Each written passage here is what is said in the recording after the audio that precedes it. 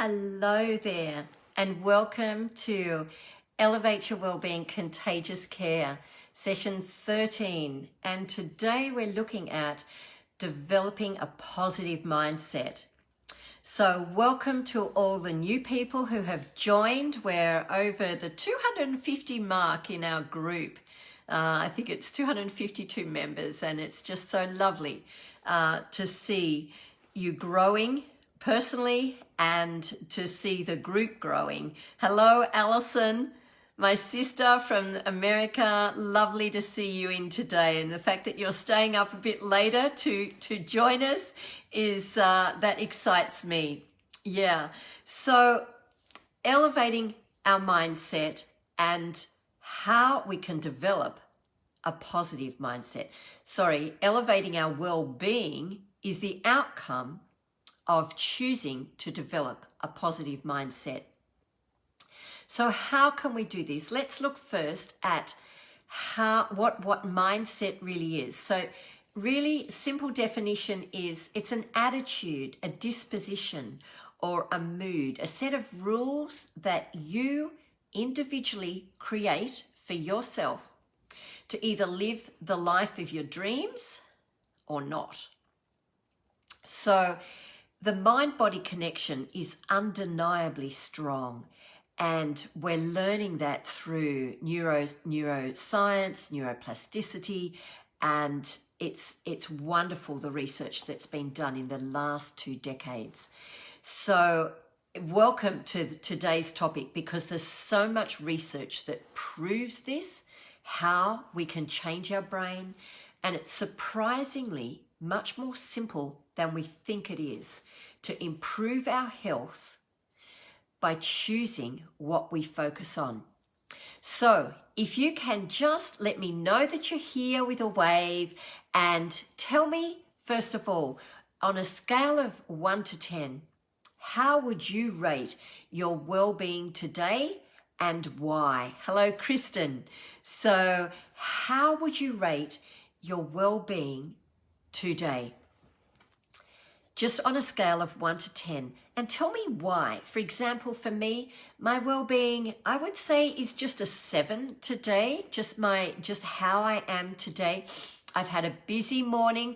I had another 9 o'clock session doing a presentation as guest speaker for a video series up in Queensland, and again, completely different topics. So now to change gears again. And so what I did was I meditated briefly this morning, and then really focused on my intention for the day, and did a bit of stretching, bit of yoga. Again, it was only brief because of all the other things that I've got on in this, the first part of the morning. But that's why I'm a 7, because of having a lot on. But I could have been a 5 if I hadn't done that reflection time, that time of stretching my body and providing it with good nutrients and lots of water this morning.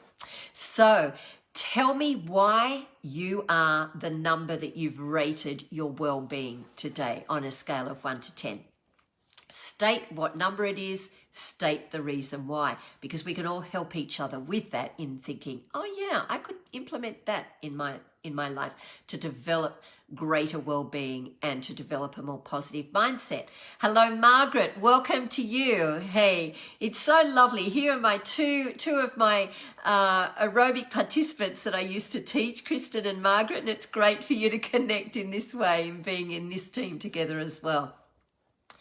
So if it's surprisingly simple in being able to develop these techniques to reach a positive mindset generally, it's interesting that stress really becomes a barrier to a lot of this.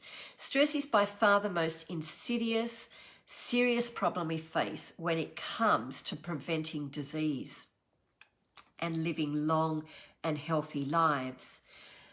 So ask yourself, what elevates your soul? What elevates your well-being?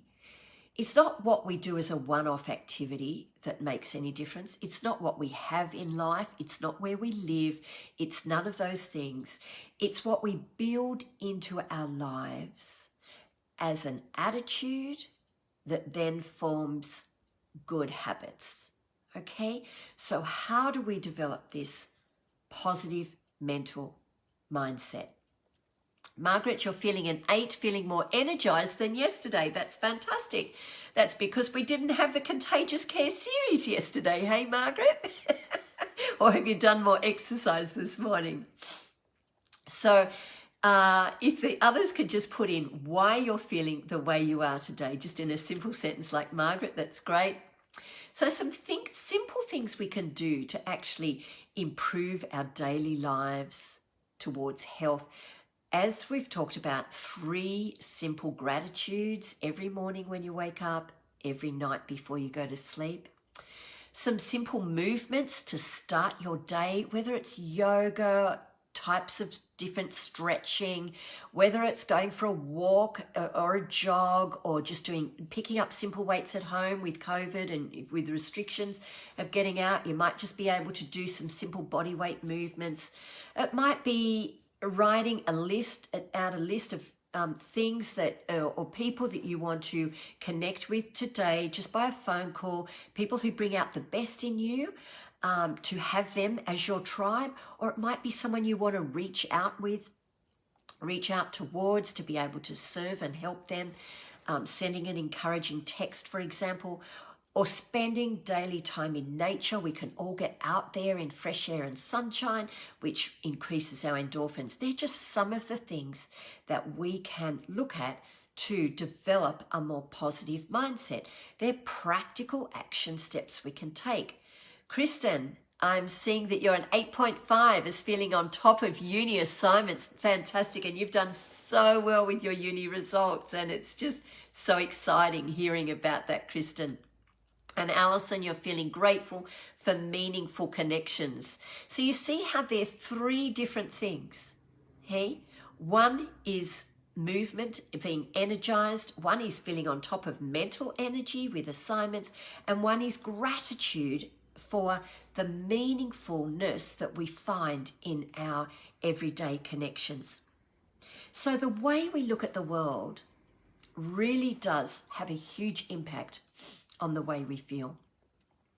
And creating a positive mindset doesn't feel easy to start with, and is usually uncomfortable, especially if we seem to be people who would be described as glasses half full, glasses half empty, rather than the glasses half full. I've got that wrong. One of you tell me my brain's overloaded this morning. But if you tend to be thinking the glass is half full, and seeing it as half full, you've got that 50% fullness in your glass or in your day. But if you see it as half empty, you're thinking, I haven't got that full glass. I've lost 50% of what I could have had. And that really feeds your brain with you're missing out on something. So that saying has a lot for us to think about. And the important thing with developing a positive mindset is it means taking a step outside of yourself and looking at your thoughts objectively. So to step outside of ourselves and almost like you're seeing a film of what your brain is doing right now. See, as with any desire, if you want it bad enough and are willing to step outside of your comfort zone, most of the time it can be yours. The most important thing is to believe that you have the ability to make it happen. Remember, we talked about how the brain doesn't know the difference between what you imagine and reality. So if you are focusing your thoughts on the things, the attitudes that you desire to have, your brain will gradually develop new neural pathways to be able to develop that. Some people believe that they're just born negative or it's part of their personality. They can't change. Wrong. Wrong, wrong, wrong. The truth is, anyone can change their outlook with the right tools, a little bit of time, and a lot of practice. I've seen this in my life. I've seen it in countless clients who really work on themselves constructively, not just to build better relationships, but of course, in order to build a better relationship, you need to be building a better self.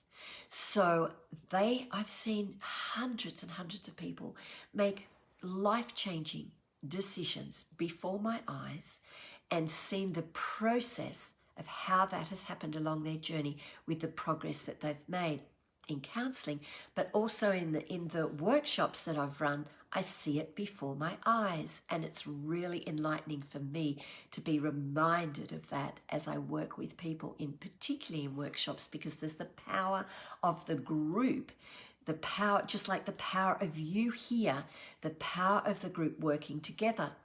So Margaret has said, everyday influences. Yesterday's meditation session, as well as a walk and coffee in the park with my dear friend, no doubt helped. Yes. So and then it's reminiscing on that as well, isn't it, Margaret? So, you know how I said it's wrong for us to think that we are stuck if we do happen to be, a glass is half full person. It's wrong for us to think that that is just the way we are, and to say, well, so be it, that's who I am. Because the thing is, with neuroplasticity, neuroplasticity is just the brain's ability to change and grow throughout a person's life. And until recently, scientists thought that this was only possible in early childhood. After that, scientists believed that the brain solidified and became fixed in its habits. However, research over these last 2 decades has, without a doubt, shown that the brain continues to change even into old age. But we just need to develop habits to get it there, to develop an attitude of being able to change, and then to put the practice into developing those habits, different neuro pathways that I talked about last session. Like a muscle, the brain gets stronger the more you use it. So we've got our brain muscle and our muscles. And the brain is a pattern-seeking device. So when the neurons in your brain are activated in a particular pattern, it's faster and easier for your brain to follow that same pattern in the future. So with developing a positive mindset, this means that when you use your brain to complete a task, for example, the brain remembers the task, so next time it becomes easier. So if you develop a habit, if you develop an action step to developing a more positive mindset, to only focus on constructive thoughts today, your brain will complete that task over and over again throughout the day, and as time goes on, it's easier and easier for you to develop that new neuro pathway. The bottom line is that our brains aren't static. Through repeated practice and continual changes, we can build pathways that make our brains stronger and smarter. Now, I'm reminded of something that I didn't even know in those days. I'm talking about 30 years ago, where my children were young, and I didn't even know about how the brain changed itself at that stage. But I'll tell you a story in my innocence, not knowing this cognitive research that I now know, but a story of how my brain changed drastically from having a fear of dogs to actually liking dogs, particularly some sorts, like golden retrievers and Labradors. But the point is this. When I was 5, I had an Alsatian jump on top of me pull me to the ground, and I have the memory of the Alsatian on top of my stomach and face. A shocking experience. So I had this fear of dogs. Fast track to then becoming a mum and taking my children for walks in the stroller. And as toddlers, that, you know, Melinda would be walking, then I'd have Christine and Matthew in the stroller. And so I'd be walking with a friend, and every time, even if I was walking on my own, either way, as soon as we came past dogs, and yapping dogs, they were always yapping dogs, of course, and I would think, oh, they're going to bite the children, and I would have to tell myself, hey, friendly dog, you know, and I'd pretend in front of my children because I did not want them to develop the same fear that I had developed from childhood. So I'd say, oh, hello, little doggy, let's say hi to the doggy. And internally I'm thinking, freaking out. But I had to fake it till I made it. I really had to pretend that I loved dogs and that they're friendly, and we don't necessarily pat them, but we can, you know, say hi to them, and we'd have these conversations with the dogs. Internally, my body was wanting to move on really quickly, but I stopped my body from overreacting for the sake of my children to develop a really healthy attitude towards dogs, which I didn't have as a child because of my experience. Now, it's interesting that the more I practiced this, and I wasn't practicing it for myself, I was just practicing it for my kids, but so they wouldn't be fearful. And the more I practiced, the more I just did it for the sake of my kids, the less afraid I became. But you know what? My kids had no idea I had this fear of dogs. I faked it so well by doing it over and over and over again, because we loved walking, and so that's what we would do in the country town that we lived in. And I faked it so well that they were convinced.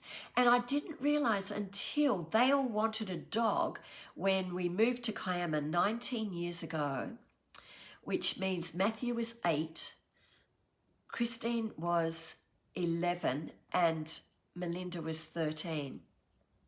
And they said to me that they all wanted a dog, and John wanted a dog too. And I said, no, I really don't need a dog. You know, I haven't liked dogs, you know, I really don't want a dog. And they inquired more why I didn't want a dog. And I said, well, I was afraid. And I told them this experience of what happened with the Alsatian when I was 5. And they said, you're kidding. We thought you loved dogs. I just thought, wow, I had convinced them for over 10 years that I loved dogs. And I still can't believe it to this day that they had not picked up any clues. And my children are intelligent. And they're perceptive. They have grown in perception over the years, but they were even, you know, they just really thought that I had no fear of dogs whatsoever, and I actually enjoyed them. So it just goes to show that while I was unwittingly practicing liking dogs, I came to the place, the inner place of being able to accept, yes, well, it's 4 against 1 here. Yeah, I'm going to need to get a dog. And for 20 years now, 19 years since we've been in Kiama, we have had at first our first golden retriever, and now our second one. And I just love, she's my, you know, she actually, Sasha, she's asleep somewhere and she's not right beside me. Sasha, hey, Sasha. I'd love to come and show you, because this is really, really powerful. The practicing without us realizing. You're asleep, Sasha. Come on, I can hear it. Come around here. This is worth. Come on, can you get on camera? Hey. go. Yeah. So this is Sasha. Hey, Exhibit A that I'm talking about. Isn't she gorgeous? Beautiful. You're on camera. So, yeah, it is just worth, that's it. You're saying hello. So it is worth practicing until our brain tells us something different. So getting back to how we can develop this mindset, oh, sweet Sasha, Allison is saying, and Margaret is saying every day. Yes, thanks, Margaret. So, yeah, and Margaret and Kristen know Sasha well. Yes, so you've been into our house plenty of times. So it's just this lovely sense of reminding ourselves, how have we managed to change our brain in the past, and to focus on that with a Sasha experience. I'm sure you've got one of them in your lives, and an experience where you have been able to change your brain, whether it was unwitting, like it was for me with Sasha, or whether it was actually really thought out intentionality of how you're going to change from maybe being negative or cynical about things to actually developing a more constructive growth mindset. You see, the world has a lot of problems. There's no denying that. But just because we find lots of things to feel down about doesn't mean that we should focus on them. And that's why I've looked at this contagious care sessions to be able to really create positivity through such a negative experience. There's no denying this has been really challenging times. But if we develop an optimistic outlook, it creates opportunities for us, while pessimism can shut us down. There's research in clinical practice and epidemiology. All I mean by epidemiology is the study of why things happen with diseases. The study of epidemiology in mental health shows that optimism heavily influences physical and mental health. It suggests that optimists are significantly more successful than pessimists. Often our greatest feelings of well-being come from achieving a healthy inner world, a feeling of contentment and peace. It all starts from within.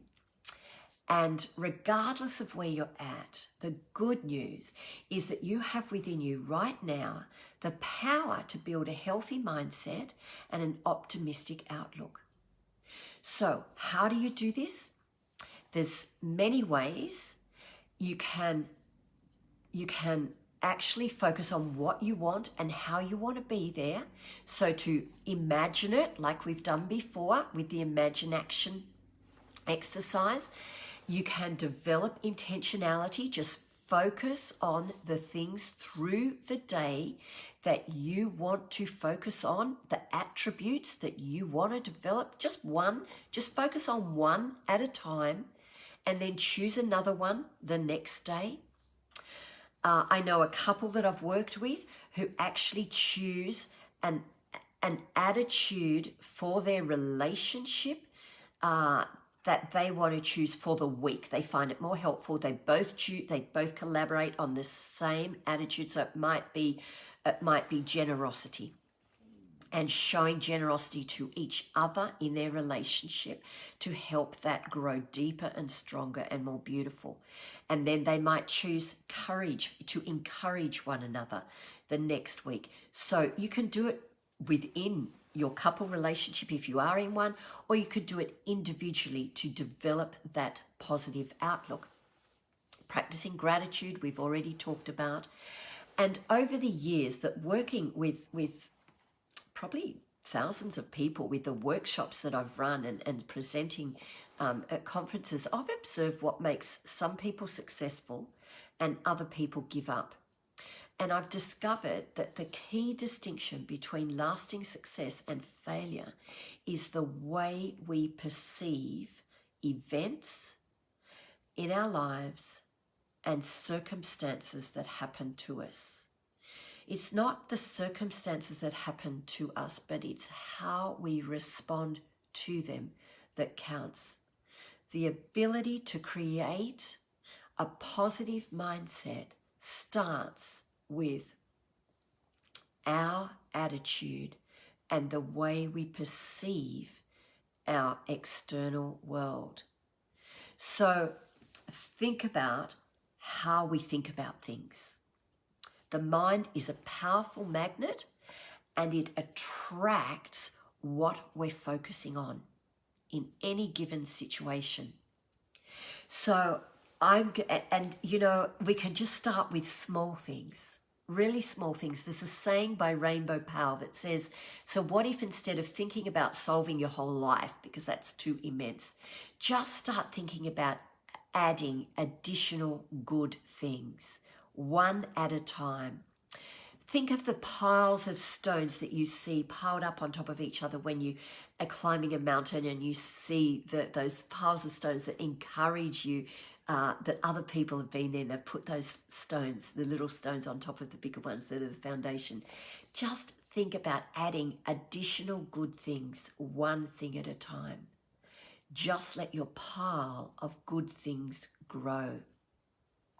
So to finish this today, I'm going to share another story, and this happened recently to me, and it's about positive mindset that brings on teamwork, and then teamwork actually brings an outcome of positive mindset further. And it happened to us just a few months ago. It was the 3rd of January, to be precise, John's birthday, and we recently had this fantastic once-in-a-lifetime experience of traveling to Antarctica. And on the very day of his birthday, that evening, we had the chance to have one of the most, it is the most unforgettable experience of my life, where we slept overnight on the ice and snow. And I really had to work on my mindset during this experience. First of all, I needed to do work on my mindset about getting up and going to the toilet in the middle of the night. I really did. I go twice, and if it's a bad night, 3 times. So I spent 2 days convincing my bladder that this wasn't necessary in the Antarctic cold. It was going to be so cold. There was no need for me at all. I was telling my bladder, no need for you to go at all. Now, for some reason, this message, for over 2 days of telling my bladder this, it didn't get through to my internal organs. There was some resistance there, big time. And in the middle of the night, I discovered I needed to get up and go to the loo. Now, this is quite a challenge as you are sleeping in the snow of Antarctica. I needed to get out of 2 layers of sleeping bags and my bivouac bag. I need to climb out of the so-called coffin that we dug, with a big spade. We had to dig. It took us about 45 minutes to dig our coffin where we would be protected from the wind. So I had to climb out of that, I had my long underwear on, obviously, but I had to put on extra 2 or 3 layers of clothes to actually just take a 50-meter trek to the Portaloo. And I lay in bed there saying, you could do this, Heather. You could do it. You could do it. And it was just a quiet, murmured mantra. But John heard it. And I'm so grateful he did. That's all I was saying. You could do this, Heather. You could do it. But he heard, and he rose to the occasion, and he spent 20 minutes unzipping me out of my layers, helping me to get to the loo. And as we trudged back to our coffin, so to speak, I had the most glorious experience of staring face to face with this gorgeous penguin for about 5 minutes as we reflected on the meaning of life in the wee hours of the morning. 24 hours of sunlight. It wasn't sunny, obviously, in the middle of the night, but it was daylight. And as I looked at this penguin, I saw there were about 15 penguins standing upright, but all asleep. But this one penguin, he was like the Coast Guard. And he looked into my eyes, and as if to say, welcome here to my land. And it was just this incredible close eye contact, and I will never forget it. That was one of my top 3 most beautiful moments in creation in my whole life. And it would not have happened if I didn't have the positive mindset. Heather, you can do this. You can do it. Just repeating that quiet mantra. You can do this. You've got this, Heather. And if it wasn't for John's awesome teamwork in helping me get out. So, Alison, I think the penguin was saluting you for your bravery. Yes. He did feel very brave. So I just want to leave you with that story of how we can develop a positive mindset and the beautiful outcomes that can occur. So if you're listening to the replays, put your comments in. It's great if you're watching the replays. I'm keen to hear your responses as well, because we're all a team here, and we can all develop more of a positive mindset by listening to your responses from what you have discovered.